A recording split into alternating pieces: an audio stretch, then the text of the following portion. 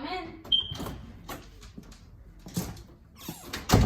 Hi, welcome Patty to my office. My name is Del Valle. I'll be a psychologist for today. Let's start with something easy, all right? Let's start with a couple questions. Do you have any fears or phobias? Definitely not. What about, can you share anything about your childhood? How was it growing up? Why are you asking all these questions? You think being a psychologist make you feel better helping out troubled kids? Well, what would you like to talk about? Not myself. Then we could talk a little bit about me. Go ahead. Well, a long time ago, I was in this course named, I forgot, because it was a long time ago, with this young, beautiful professor called Professor Carls.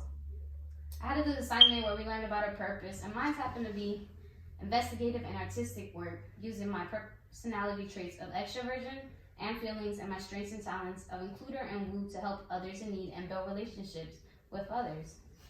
Carls. Well, with self-reflection of what I value most and what to achieve in life, regardless of career, I know I always wanted to help people and make an impact no matter how small or big, so that's why I'm helping you guys out now. My purpose relates to my values of relationships and achievements by being able to help people, and also relates to my interests of investigative by trying to figure out how I can help you guys the most. My purpose of helping people and building relationships is perfect for this career as a psychologist because that is exactly what we do day in and day out. So what do you even do? Well, I'm a counseling psychologist, so I focus on the treatment of non-emotional and behavioral disturbances. You call me disturbed? Well, no. Basically, I talk to kids like you all day. I work alongside psychiatrists and social services. I provide counseling directly to kids like you and evaluate mental behavior health, substance abuse, and then provide testimony in court hearings regarding any dangerous evidence that is found in order for the safety of you. I create a plan in addition to providing treatment, and lastly, form your discharge papers so you can go home. So you must have been in school for like 20 years, right? Well, actually it didn't take that long. I got my AA Generals at Valencia College, transferred to UCF, and completed my BS in psychology. Then I received my doctorate in counseling psychologist from UCF. I interned for 2 years at Spencer Recovery Center in St. Augustine when I learned about helping people with substance abuse. I then moved to Chicago for 5 years where I worked at an office in Lincoln Park seeing clients and conducting home visits. I now finally have my own psychological office at the Ware Youth Center in LA where we are present. So you must be about 30 years in debt. Well, thank God I'm not. During high school, I worked at Chick-fil-A where I won the leadership scholarship, which was $2,500. So that along with my FAFSA helped cover my Valencia for free. Then I had extra money saved from that FAFSA, which I saved while I was also working a server job, so I had money to pay for UCF. Without taking any loans out, I was able to get through UCF for free with the help of FAFSA. The overall cost of the 4 years of UCF was $2,500. I took summer classes to finish faster, utilized any free scholarships I could sign up for. I made sure to go to any free tutoring in order to pass all classes, and kept my mentors close to me. Well, dang.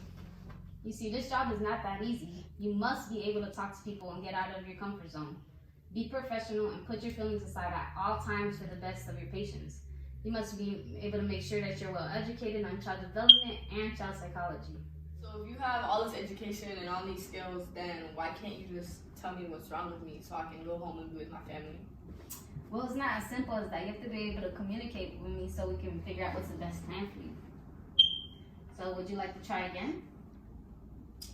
I guess. All right, let's just be with something simple. Let's go back to the questions from the beginning. What is one of your biggest fears? Sharks. Well, realistically, we're on land right now, so the chance of a shark attacking you is very slim, but that's very understandable. Maybe you could just prevent staying in the water for right now.